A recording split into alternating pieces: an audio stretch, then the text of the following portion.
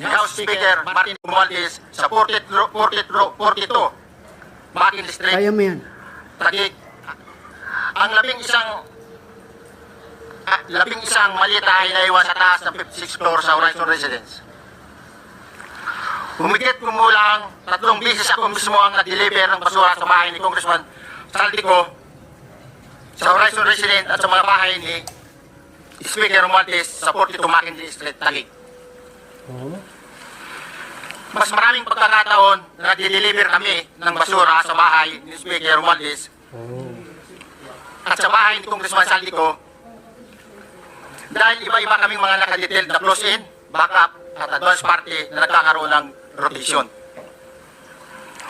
Sa huli, ako po ay nagnanais na mapasailalim sa Witness Protection Program dahil alam ko po na nanganganib ang buhay ko at ang aking pamilya sa ginawa kong